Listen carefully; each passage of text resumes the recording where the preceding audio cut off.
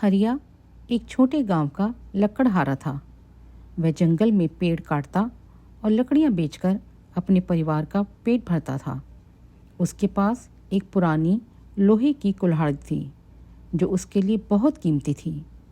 हरिया सुबह जल्दी उठता, अपनी कुल्हाड़ी कंधे पर रखता और जंगल की ओर चल पड़ता।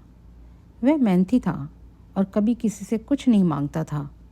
गांव वाले उसकी सादगी और मेहनत की बहुत तारीफ करते थे। एक दिन हरिया नदी के किनारे पेड़ काट रहा था। उसकी कुल्हाड़ी हाथ से फिसल गई और नदी में जा गिरी। पानी गहरा था और हरिया उसे निकाल नहीं पाया। वह किनारे बैठ गया और रोने लगा।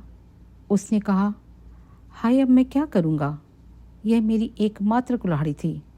इसके बिना मेरा परिवार भूखा रह जाएगा। तभी नदी में से एक चमक हुई और एक देवी प्रकट हुई और बोली, हरिया, क्यों रो रहा है? हरिया ने अपनी बात बीती सुनाई।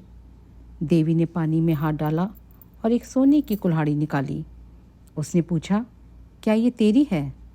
हरिया ने कहा, नहीं, मेरी तो लोहे की थी। देवी फिर पानी में गई और चांदी की कुल्हाड़ी लेकर आई।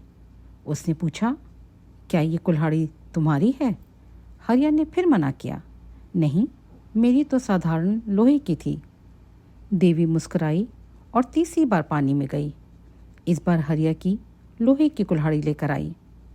हरिया की आंखें चमक उठी। उसने कहा, हाँ, यही मेरी कुल्हाड़ी है। देवी उसकी ईमानदारी से खुश हुई। उसने कहा, तेरी सच्चाई ने मेरा दिल जीत लिया। ये तीनों कुल्हाड़ियाँ अब तेरी हैं, सोने की, चांदी की और तेरी अपनी लोहे की। हरिया हैरान रह गया। उसने देवी को धन्यवाद दिया। हरिया गांव लौटा और सोने चांदी की कुल्हाड़ियाँ बेच दी। उसने उस पैसे से अपने परिवार के लिए एक अच्छा घर बनाया और खेती शुरू की। लेकिन वह अपनी पुरानी लोहे की कुल्हाड़ी से ही काम करता रहा। गांव वाले उसकी कहानी सुनते और कहते, हरिया की ईमानदारी ने उसे राजा बना दिया।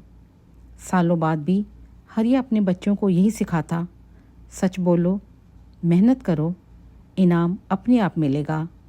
उसकी कहानी गांव में मशहूर हो गई।